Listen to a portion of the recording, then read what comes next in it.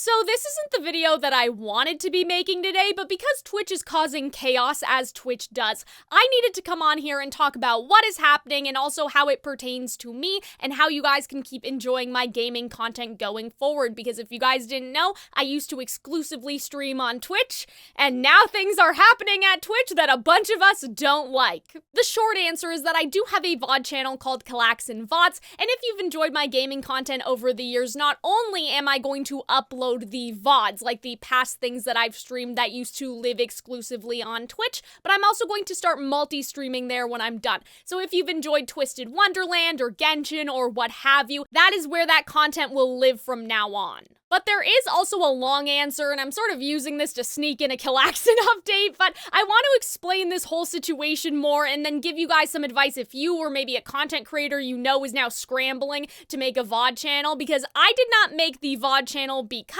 of Twitch, but I have had the VOD channel for about, a couple months now, maybe like 6 months, and so I just wanted to talk about like my experience with it, because I know that shifting from Twitch to YouTube can be very intimidating if you have been a Twitch exclusive streamer. Okay, so this section of my notes is called I Can't Say I'm Surprised, like shocked but not surprised. If you guys haven't heard yet though, Twitch announced a few days ago that they are implementing a storage limit for Twitch highlights. Now, because past broadcasts automatically delete after a period of time, it depends whether or not you're a partner or an affiliate, how soon that'll be. Because the past broadcasts get deleted, a lot of people used to save their broadcasts as highlights, right? So for Twitch, a highlight in their mind when they made this feature was probably like 3 minutes, like I beat so-and-so boss, and it was just a portion of the stream. But people have been using that to save their entire streams.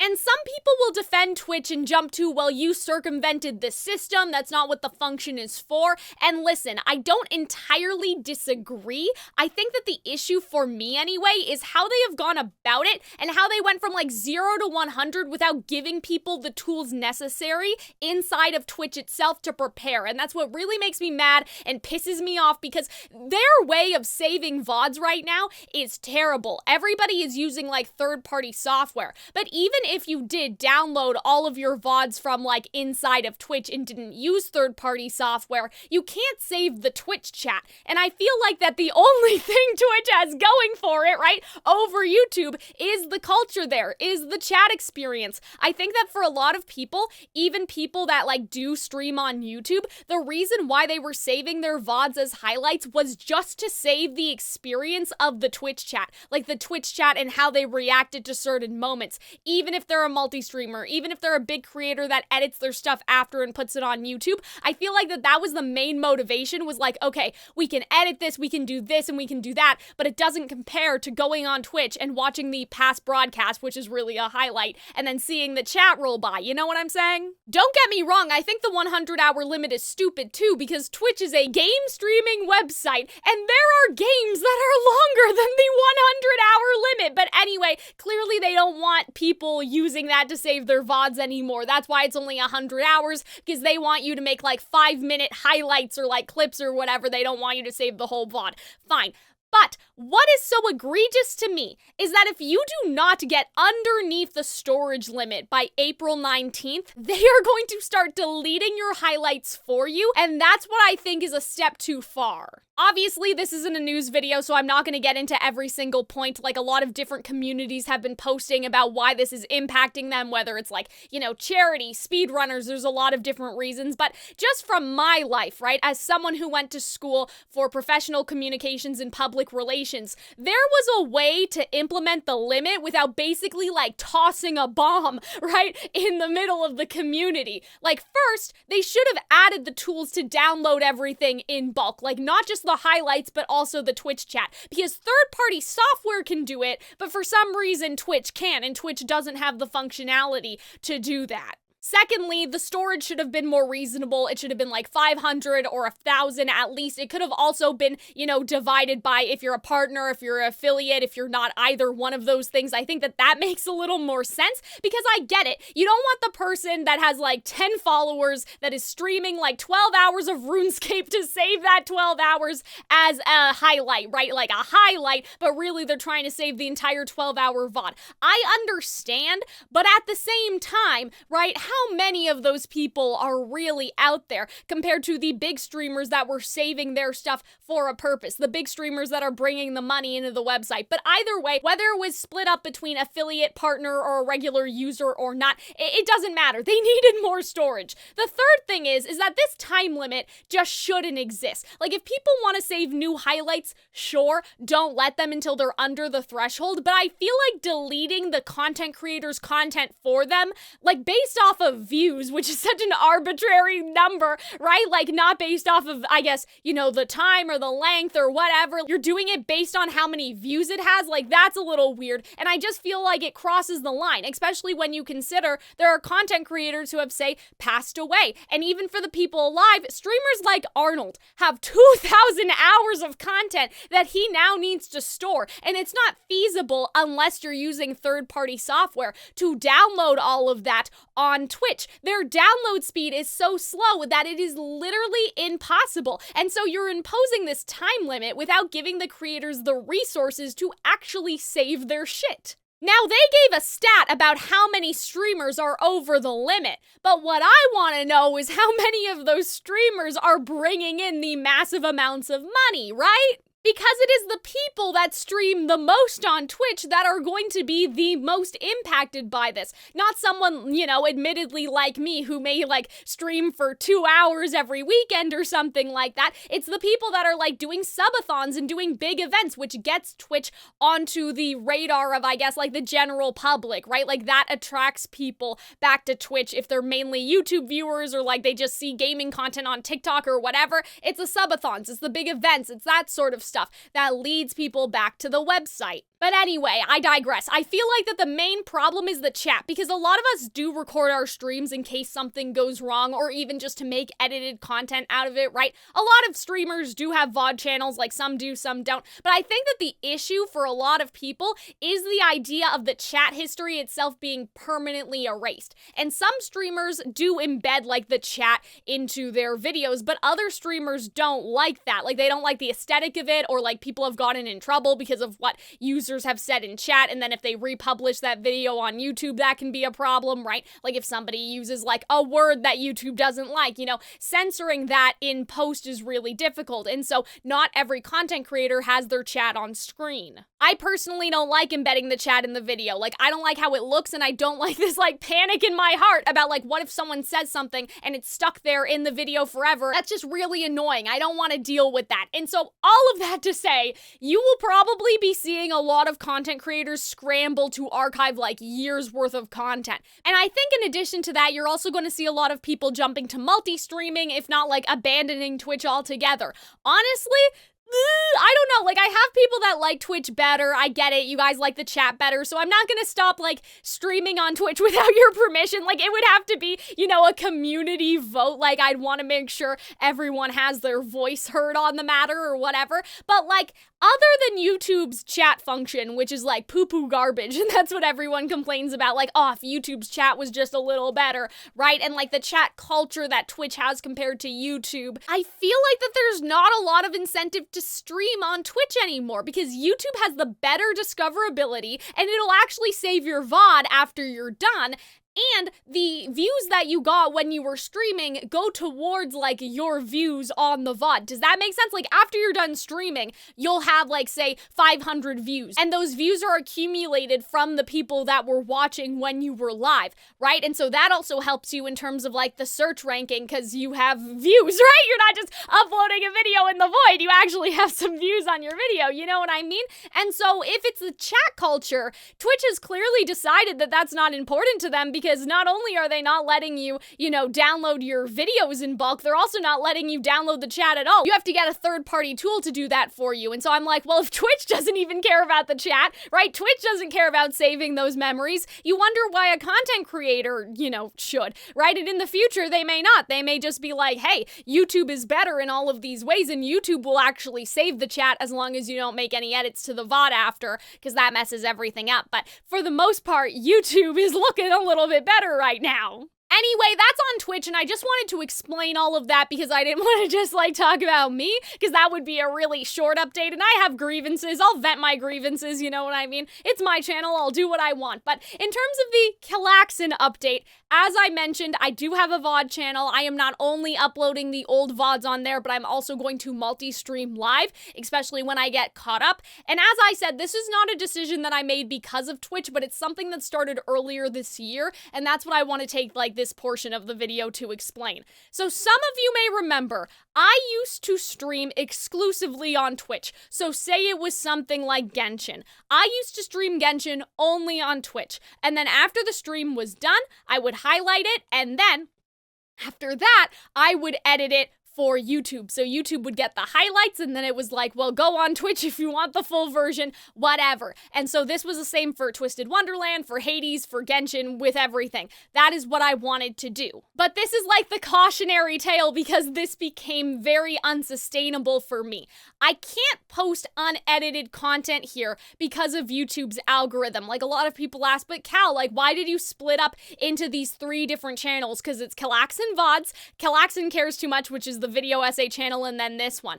And it's boring and complicated, but it's YouTube algorithm related. If you watch Hunter and I because you like Hell of a Boss or you like Ruby, and those are about 30 minutes each in terms of the reactions. If I post something like that, and then I post a 6-hour raw Twisted Wonderland video, YouTube is gonna be like, what the fuck, right? Because it's about the topic and then it's about the length. YouTube likes consistency, and that's why people tell you to niche down, right? And if you're a new subscriber that subscribes because of this video, and then you don't like Ruby, or you don't like Hell of a Boss, or Beastars, or whatever I post next time, that is also going to be a strike against me, right? And so part of it was that the gaming audience and the anime audience are kind of different, inherently. And so that's why I wanted to have the VOD channel to give those videos a better chance to find the people that like Genshin and Twisted Wonderland. But the more primary reason was, even if there is overlap, there is a difference between someone who is willing to watch a 30-minute reaction video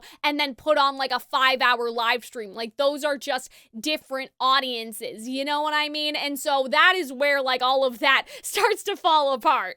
Anyway, so I was creating these edited VODs as promotion for the live streams to lead people back on Twitch. And I was hoping that that would create a more consistent experience because it's okay, instead of 10 hours of Hades, it's 1 hour, right? We kind of cap it at around that, or maybe 2 hours if we're feeling, optimistic, right? But I didn't want to post the unedited raw content to this channel, for that reason. But what I realized was, even though I didn't want to post this unedited raw content, at the same time, I can't be like Semblance of Sanity, who, they post the gaming videos on the same place as their anime videos, or like Arnold with his Genshin channel. I can't be a creator like that unless we have the baseline support of people enjoying the raw content as it is, as itself. You know what I'm saying? My problem is that I was oh, the big creators do this, I'm gonna do all of that as one person. I'm gonna edit 14 hours a day with no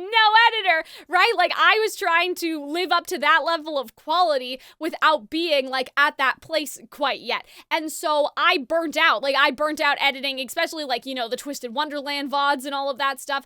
And now in hindsight, having the VOD channel and hearing people say, I actually like this better than what you posted on the Calxiyn channel. It's not the camera shake that I put in when I'm frustrated, or the circus music that I'm playing in the background. people want to see me enjoying the game. And I cannot enjoy game if I'm spending 14 hours editing game, right? And so I just realized down the line, this is not sustainable. And it's especially not sustainable with the video essay channel, because around, I think it was like, I'm gonna say May last year, I decided, hey, I kind of want to try to go full-time on the Calxiyn Cares Too Much channel. And that's why you guys may have noticed, like, I sort of dwindled on the anime reactions and the gaming content in Twisted Wonderland. Obviously, Ruby's not in season, which means, like, we're gonna dwindle a little anyway. But there was, like, more dwindleage than usual. And I know that's because I was trying to go on the Calxiyn Cares Too Much channel full-time. And now that I finally have a handle on it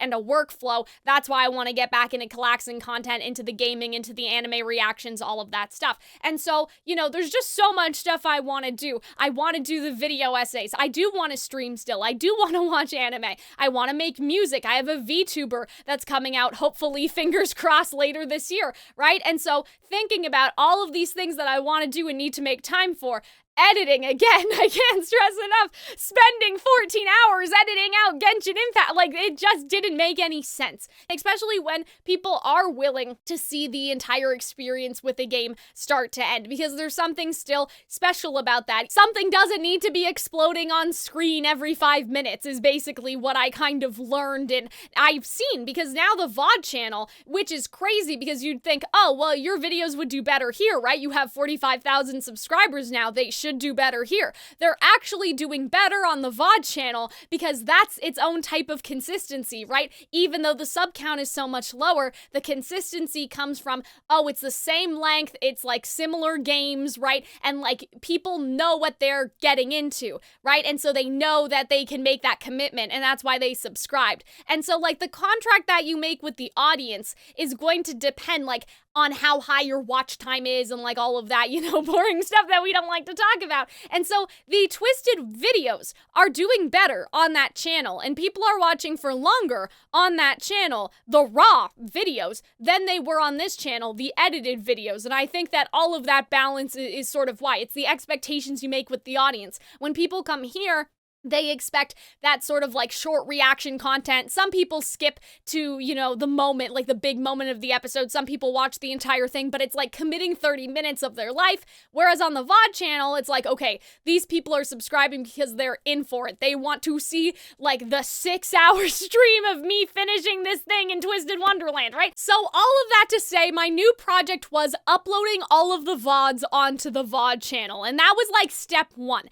I still didn't know at that time if I was going to multi-stream because my audio setup was garbage. And so like even in my own head, I was thinking, I can't ever multi-stream because the problem is that my audio is so bad that I need to edit it in post afterward, right? So even with the VOD channel, I was thinking, oh, I'll just stream on Twitch and then I will post the VOD on the VOD channel after I balance it, right? But then I figured out I can multi-stream after an audio consultation, and I'll link, Miori did it for me. I'll link all of her stuff in the description. She basically fixed my entire setup. I'm sure that you guys can tell. If you listen to this and then listen to something that like Hunter and I recorded with the Shure SM7B, like it is a night and day difference, and so that's fantastic. So that means I can multi-stream, yay! And then the VOD that I make when I multi-stream will be like the permanent VOD, like unless something happens, then I have the recording on my PC, obviously, but I've already started doing that for Genshin because the only thing that I haven't fully finished, we have 5 more events to go for Twisted Wonderland. The only thing I haven't finished is Twisted Wonderland. So if you saw like, I think it was Genshin, my Inazuma Act 3 stream, like that's now the VOD. I don't have to do anything. I can stream, and then I can go to bed, right? And so that's like gonna change my life, I think, and also gonna change like my streaming output because that was what was causing, you know, so many delays and so much time and just so much like energy, even just like editing the raw VODs and keyframing them because the audio was all over the place. All of that is fixed now.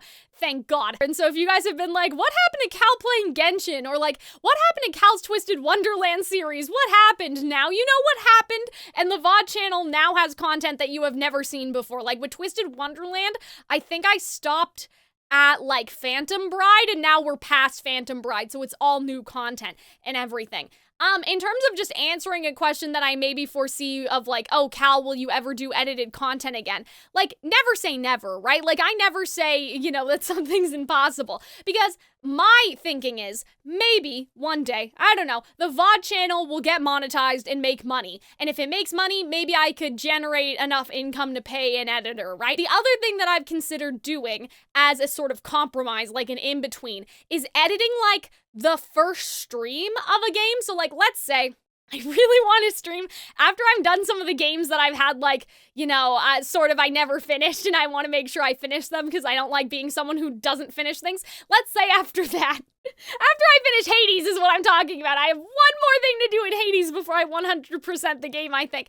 I want to stream God of War, right? So if I do a stream of God of War, I may do like an edited video on here, like Calxiyn plays God of War for the first time, and it's just like the first stream, and hopefully that'll entice people to go to the VOD channel, and that'll also capture like some of my first experience with the game, even if I can't edit like, all 200 hours of Metaphor ReFantazio or something like that, right? Like it'll just capture like the initial impression and lead people to the VOD channel. So that's the first thing I was thinking about. The other thing that I thought about, and you guys can tell me whether you like this or not, say I play through a game like Undertale, right? And this may exist on the VOD channel as multiple VODs. I could make something like Undertale, the movie, and I would cut out like all the times I go to the bathroom and like, breaks and stuff like that, like, the just starting soon or whatever, like those screens that sort of kill the momentum, right? And I could post my entire experience here. And so I feel like that may also be another good compromise between like completely raw and then highly edited with the circus music and the camera shakes and the, the Calxiyn Winnie the Pooh floating away, like, you know what I mean? Like, I feel like that would solve my issue, like, because an occasional large video is not gonna boot me out of the algorithm, you know what I mean? Like, if I post Undertale the movie, that's a lot different compared to, like, posting a raw Twitch VOD here every single day, which is more what I was worried about, like, spamming people, basically, with content that they, may not want to see. But anyway, this is the part of the video where I actually do want to give some advice if anybody's looking. If anyone has gotten this far, because who knows how long this is going to be. But an excuse to talk is an excuse to talk. And so here's my advice if you guys want to make your own VOD channel. Obviously, mine is still small, so I'm not an expert. I'm just saying from someone who has been doing this and, like, finding some success with it. Like, I think that it's going really, really well for me. Like, the views in relation to the sub count and the watch time and all of that stuff. So, like, again, not an expert, but it's doing good for me anyway. So I think that I'm a little qualified to give a little advice. You guys can have a little advice as a treat. And so Twitch title culture is very different from YouTube. And obviously for Twitch, you don't have to make a thumbnail beforehand, whereas with YouTube, you do.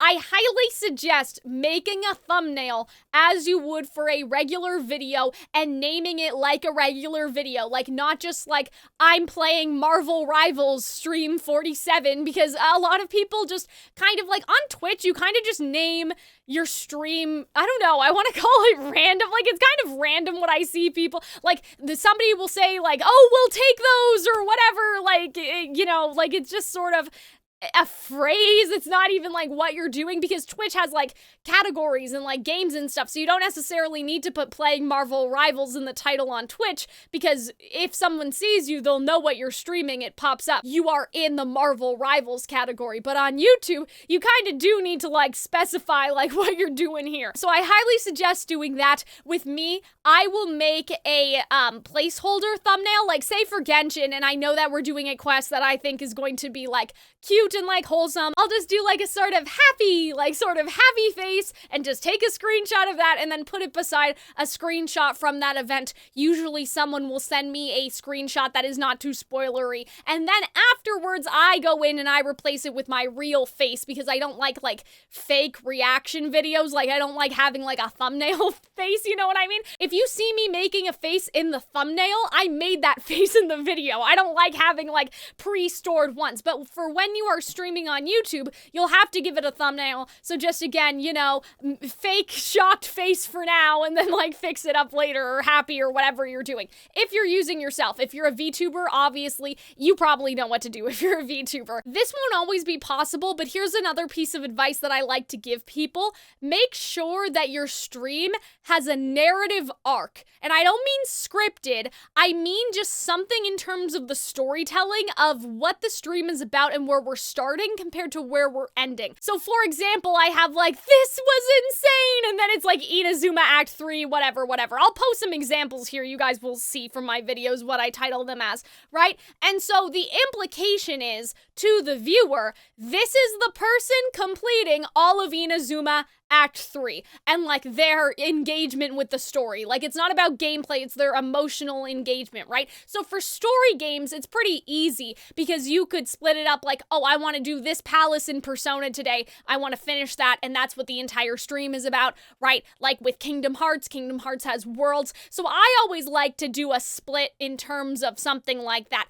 Arcs, quests, levels, books if we're talking about Twisted Wonderland. If you're already in the midst of a quest, what I would do is that, knowing that I am going to finish that thing, like I would, for example, put like Malleus Overblot exclamation point question mark, right? Like playing Twisted Wonderland book 7 for the first time, whatever. And so if you're playing a story game, it's really easy to make sure that people understand like you're doing this, you're exploring that. There's a very specific section of the game that you are in, and that is what you are doing. If you are streaming a game that does not have a story necessarily, I would still try to personalize it somehow. It doesn't necessarily need to be like a challenge, like every time I lose, I have to eat hot sauce. Like, it doesn't need to be anything crazy, but I would do something like, if I were streaming League, I would do playing Mel for the first time, or even like trying to be good at Mel, like trying to get good with Mel, or chat teaches me ADC with a sad face or something. I don't know,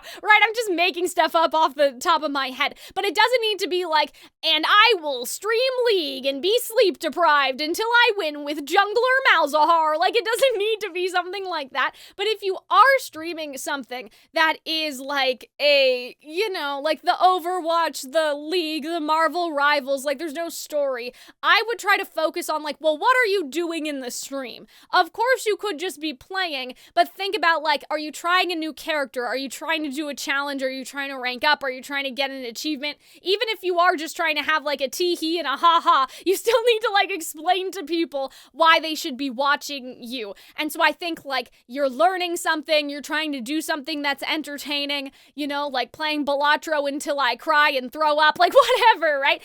And so this is only, by the way, this is if you care about getting views. If you just want to like archive your memories, don't worry about this. Like, just multi-stream to YouTube, make sure that you have backups on your PC, buy a hard drive, you know, like this is if you want to get views and you are concerned, but I can't multi-stream on YouTube because there's no discoverability. There's no discoverability if you look like a live stream from Twitch, okay? So on YouTube, you have to look like a YouTube video. You kind of have to trick people into clicking on you after the stream is done. And then most of the time, yes, they'll know that it's a stream after they click on it if they see your just starting screen or whatever, but they like will stay. But you have to like entice them. You can't just use like thumbnail templates and again, the game box art with the little number in the corner or whatever. You have to entice them with the promise of something, right? Again, it doesn't need to be a big challenge, but the promise of what you will see in this stream. Think about it, get back to me, maybe you guys have some more examples, I don't know. The biggest content creators can just like have a screenshot of themselves as the thumbnail and get like 1 million views or whatever, you know what I mean? But for us, we have to work a little harder. I can't really speak on making clips like for TikTok or Twitter or like for YouTube Shorts yet because I only make them in the context of the video essay channel, but I will say that I think that cutting down the hype moment and like putting it on Twitter or telling a story and putting that on Twitter or YouTube Shorts is more beneficial probably than the editing gaming content like that I used to do anyway, right? Because it attracts people to be part of the live stream experience, whereas if you make like Twisted Wonderland edited gameplay of book 1, right? People will just be like, okay, well now I'll just wait for edited gameplay of book 2, right? Whereas if they see a story or like a moment that happened during the stream and you don't have the edited version of that available to them, they will be like, I need to watch the VOD or I need to tune into the live stream. So I think that that was also my mistake in hindsight, like when I think about it more, is that my mistake was getting people to be dependent on, well, oh, I'll just watch this later because Cal's gonna edit a VOD.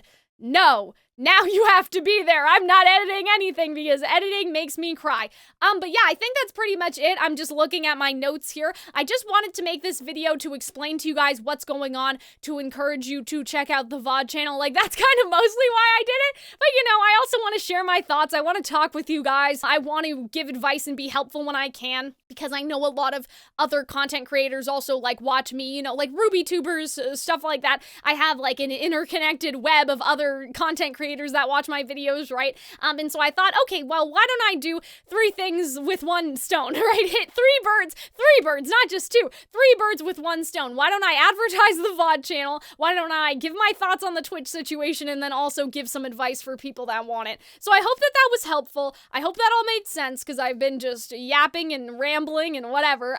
You'll probably see a video from Arnold about this soon because he has to make a VOD channel too. I'd like to go on the record and say that I told him to make one before this happened, like months and months and months ago, but he didn't listen. So if you take anything from this video, always listen to your girlfriend's chat. Not like I'm not your girlfriend, but in Arnold's case, I am his girlfriend. I'm just kidding. Anyway, so I hope that you guys enjoyed this. I will see you hopefully under better circumstances in another video. Bye, everybody.